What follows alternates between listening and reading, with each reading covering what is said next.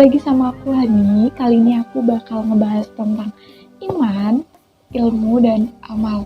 Oke, langsung aja pada pembahasan. Yang pertama adalah iman. Di video sebelumnya, aku udah membahas tentang iman kepada Allah Subhanahu wa Ta'ala dan pengertian iman itu apa ya. Nah, untuk penjelasan yang lebih detail tentang iman kepada Allah Subhanahu wa Ta'ala, bisa lihat di video aku sebelumnya ya. Kali ini aku bakal ngebahas iman secara garis besar. Jadi, pengertian iman itu adalah percaya yang diambil dari bahasa Arab.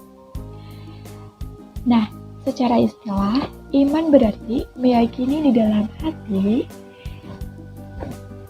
mengucapkan dengan lisan dan mengamalkan dengan perbuatan. Sedangkan secara syariat Islam, iman berarti mengetahui Allah dengan sifat-sifatnya, disertai dengan menjalankan semua perintahnya dan menjauhi semua larangannya. Seperti dalam Quran surah Al-Baqarah ayat 3 yang artinya, yaitu mereka yang beriman kepada yang gaib, yang mendirikan sholat, dan menafkahkan sebagian rezeki yang kami anugerahkan kepada mereka. Tafsir Quran surah Al-Baqarah ayat 3. Sedangkan pengertian iman menurut hadis Rasulullah SAW adalah sebagai berikut. Dari Ibnu Hajar radhiyallahu anhu, beliau berkata, iman adalah pengetahuan hati, pengucapan lisan, dan pengamalan dengan anggota badan. Hadis radhiyallahu anhu, Ibnu Hajar dan At-Tabrani. Isi kandungan hadis di atas menjelaskan unsur-unsur yang membentuk keimanan manusia itu ada 3, yaitu 1. Pengetahuan hati atau ma'rifatun bil qalbi. Kolbu itu artinya hati ya teman-teman. Berarti secara mutlak iman dititik beratkan pada jiwa seseorang atau lazimnya disebut kolbu. Hati merupakan pusat dari suatu keyakinan orang yang beriman. Hatinya harus makrifat kepada Allah atau mengetahui siapa Allah itu, karena tanpa mengenal Allah mustahil akan beriman kepada Allah. Jadi orang yang beriman itu harus meyakini adanya Allah. Tanpa meyakini adanya Allah itu berarti kita susah untuk beriman kepada Allah. Dan kewajiban sebagai umat beragama, apalagi umat muslim, kita wajib yakin kepada Allah. Kita wajib yakin adanya Allah yang menciptakan alam dan seisinya ini. Gitu ya. Jadi kita sebagai umat muslim harus yakin di dalam hati bahwa Allah adalah Tuhan kita, dan kita senantiasa meyakini bahwa Allah itu ada dan terus mengawasi kita dimanapun kita berada. Jadi kita sebagai umat beragama muslim harus tetap di jalan Allah dan meyakini keberadaan Allah, bahwa setiap perbuatan yang kita lakukan, baik atau buruk, itu pasti atas pengetahuan Allah Subhanahu wa Ta'ala. Walaupun kita menyembunyikan hal buruk dari mata manusia, tapi kita tidak luput dari penglihatan Allah Subhanahu wa Ta'ala. Jadi ingat-ingat ya teman-teman, kalau kita mau berbuat maksiat atau kita mau berbuat keburukan, ingat bahwa Allah selalu mengawasi kita dimanapun kita berada. Yang kedua adalah pengucapan lisan atau qaulun bil lisani. Setelah meyakini dengan sepenuhnya di dalam hati, maka selanjutnya umat muslim diwajibkan mengakui dan mengikrarkan dengan lisan, yaitu dengan mengucapkan 2 kalimat syahadat, asyhadu alla ilaha illallah wa asyhadu anna muhammadar rasulullah. Kita tentunya sebagai umat muslim sudah tidak asing dengan 2 kalimat syahadat tersebut. 2 kalimat syahadat itu adalah syarat utama seorang yang ingin menjadi muslim. Jadi, jika seseorang yang akan menjadi muslim itu wajib membaca 2 kalimat syahadat terlebih dahulu. Atau kalau memang sudah dari lahir menjadi seorang muslim, itu wajib tahu 2 kalimat syahadat dan wajib hafal 2 kalimat syahadat. Apalagi 2 kalimat syahadat ada di bacaan tahiyat awal dan tahiyat akhir.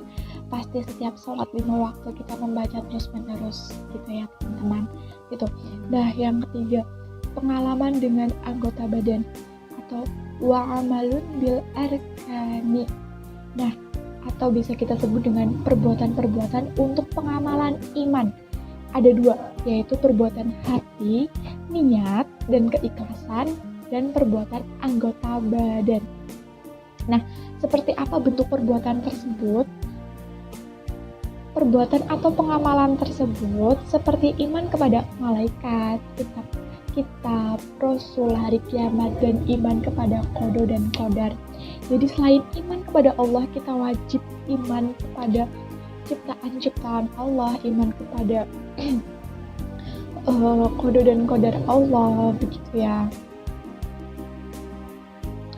Nah, perbuatan tersebut juga bisa diwujudkan dengan menunaikan sholat wajib, sholat sunnah, menunaikan puasa wajib, puasa sunnah di bulan Ramadan, berdoa hanya kepada Allah Subhanahu wa Ta'ala, meminta rezeki hanya kepada Allah Subhanahu wa Ta'ala, meminta pengampunan juga hanya kepada Allah Subhanahu wa Ta'ala, berzakat, bersedekah, berbakti kepada orang tua. Salah satunya itu adalah wujud iman kepada Allah. Dengan berbakti kepada orang tua berarti kita menghormati orang tua, apalagi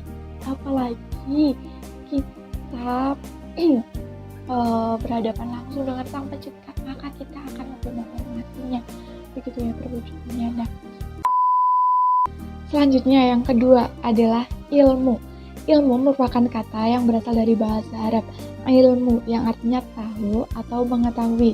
Nah, ilmu menempati kedudukan yang sangat penting dalam ajaran Islam. Karena jika tanpa ilmu, maka kita akan menjadi seseorang yang bodoh, yang tidak bisa membedakan kebaikan dan kebatilan, serta akan lebih mudah ditipu oleh manusia.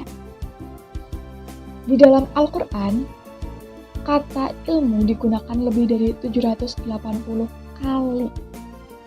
Ini berarti sebagaimana tercermin di dalam Al-Quran, bahwa ajaran Islam sangat kental dengan nuansa ilmu sehingga dapat menjadi ciri penting dari agama Islam sendiri. Allah Subhanahu wa Ta'ala berfirman di dalam Al-Quran, Allah meninggikan beberapa derajat orang-orang yang beriman di antara kamu dan orang-orang yang berilmu atau diberi ilmu pengetahuan. Ayat di atas menjelaskan bahwa orang yang beriman dan berilmu akan memperoleh derajat yang tinggi di hadapan Allah Subhanahu wa Ta'ala. Dengan ilmu, maka seseorang akan sadar betapa kecilnya dia dibandingkan Allah Subhanahu wa Ta'ala. Seperti firman Allah yang artinya, sesungguhnya yang takut kepada Allah di antara hamba-hambanya hanyalah ulama atau orang berilmu. Dalam Quran surah Al-Alaq ayat 1-5 yang artinya,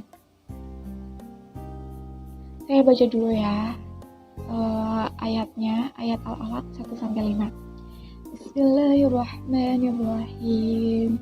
Iqra bismi rabbikal ladzi khalaq. Khalaqal insana min 'alaq. Iqra wa rabbukal akram. Alladzi 'allamal qalam. 'Allamal insana ma lam ya'lam. Yang artinya,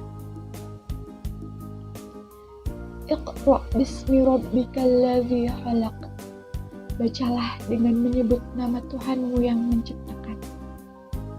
Khalaqal insana min 'alaq. Dia telah menciptakan manusia dari segumpal darah. Iqra wa rabbukal akram. Bacalah, dan Tuhanmu lah yang maha mulia. Alladzi 'allama bil qalam, yang mengajar manusia dengan pena.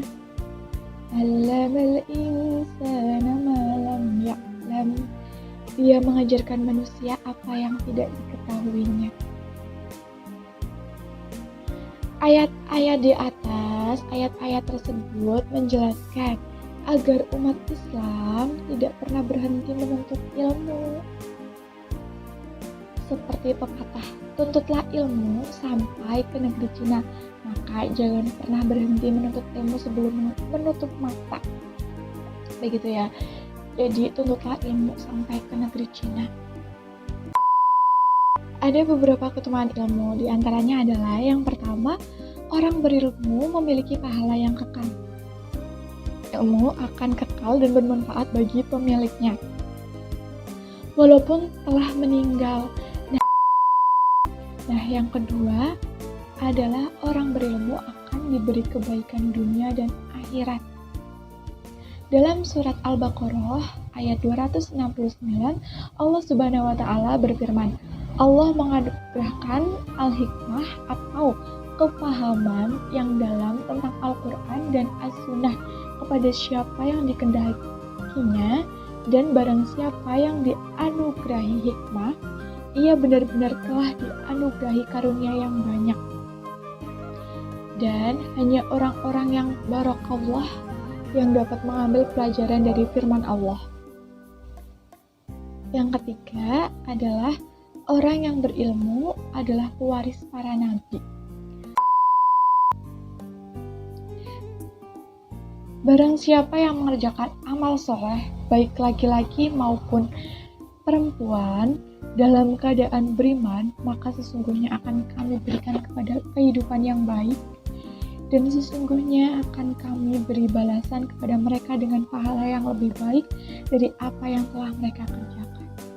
Gitu ya teman-teman. Jadi kesimpulannya adalah iman, ilmu, dan amal mereka bertiga atau ketiganya memiliki saling keterikatan atau keterhubungan. Yang pertama, kita harus memiliki iman kepada Allah Subhanahu wa taala. Sebagai umat muslim kita wajib memiliki iman. Nah, jika sudah memiliki iman, maka kita diwajibkan untuk menuntut ilmu. Nah, menuntut ilmu untuk mendalami agama Allah, untuk mendalami agama Islam, untuk mendalami ajaran-ajaran Allah Subhanahu wa taala. Setelah kita menuntut ilmu, maka kita wajib mengamalkan ilmu tersebut. Mengamalkannya dengan cara bagaimana? Dengan cara menyebarkannya, dengan cara menyebar kebajikan, dengan cara kita menyebar ajaran Allah, dengan cara kita menyebar ajaran Allah yang benar, dengan cara kita mengajarkan ilmu-ilmu Allah kepada orang lain. Maka manfaat dari ketiganya akan kita ambil. Nah, dengan kita mengamalkannya ini, kita sudah mempunyai bekal untuk di kehidupan selanjutnya. Begitu ya. Nah, kira-kira begitu tentang pembahasan iman, ilmu, dan amal. Oke, sekiranya cukup untuk pembahasan iman, ilmu, dan amal. Apabila ada salah kata, saya mohon maaf. Dan apabila ada yang salah, mohon dikoreksi ya teman-teman. Terima kasih juga sudah mau mengikuti pembahasan tentang iman, ilmu, dan amal bersama saya. Saya akhiri. Wassalamualaikum warahmatullahi wabarakatuh. Jangan lupa like, share, and subscribe. Dadah.